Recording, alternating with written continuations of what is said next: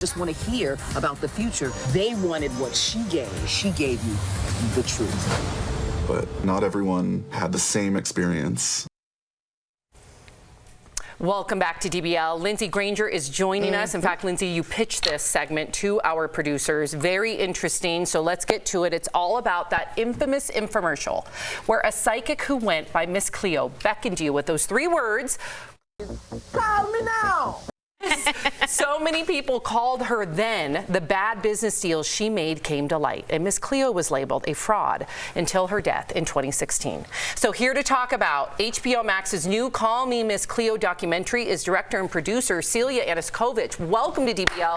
Celia, thank you. Thank you guys for having me. I'm excited to be here and talk about our favorite TV psychic.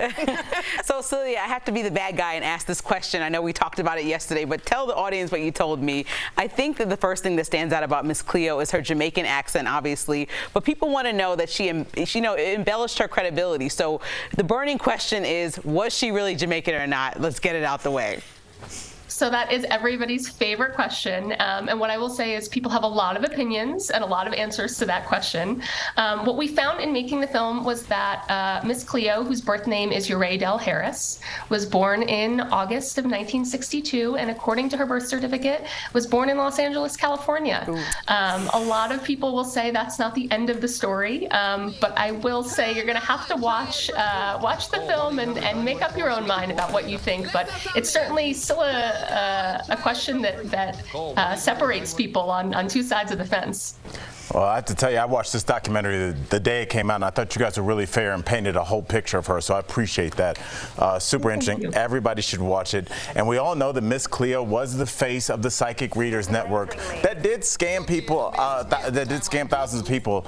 Like, how big of a part do you feel like she played in this? And do you think it was her fault? She seemed like just the pitch person behind a much bigger machine.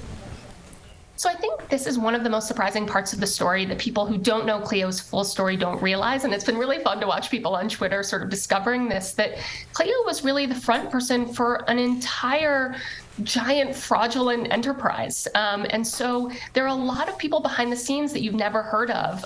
Again, Cleo is the butt of the joke, right? But could she have made all of this up? No. And so I think there's sort of 2 questions when it comes to her liability in all of this. There's the legal aspect, right? And Cleo was named in the lawsuit about the Psychic Readers Network, but was eventually dropped. So legally, the determination was that she was not to blame. You know, ethically, morally, that's more ambiguous. And I think that we dig into and unpack in the film and hope people sort of make up their own minds about what part they think she may have played or not. But I think it was really important for us to make sure that people knew that Cleo was not a Psychic Readers Network, that she really was in many ways the fall guy. Well, many people also don't know this, but Miss Cleo spent the last years of her life as a recluse. So do you think the media wrongfully tarnished her name?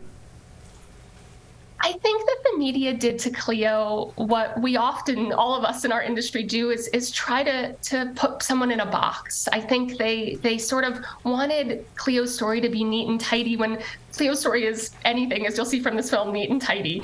And so they wanted her story to be black and white. And Cleo spent her whole life trying to get people to understand that she was more than just Miss Cleo on TV, more than an 800 number. And so when the world couldn't perceive that within her, it was really difficult for her. And so she went into seclusion and retreated from the world as a way to try to cope with that.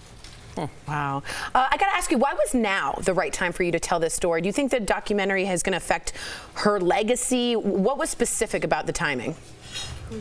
I'm so excited that we're putting out this film now. I think it's sort of a perfect time to re-explore Cleo's legacy.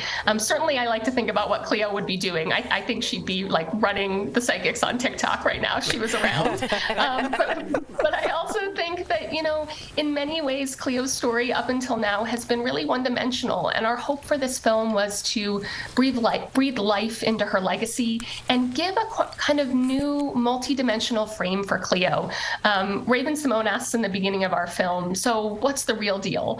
And I think we hope that this film will push people to ask that more, both when it comes to Cleo's story, but other people's stories that we think we know, and give an opportunity to have more nuanced conversations going forward. That's good. Fascinating. Thank you so much, Celia. DBL Nation, Call Me Miss Cleo is now available to stream only on HBO Max. It's truly a psychic scandal that no one could have predicted. Watch it. We'll be right back. That's good. Thank you, Celia. Well done. Thanks, guys.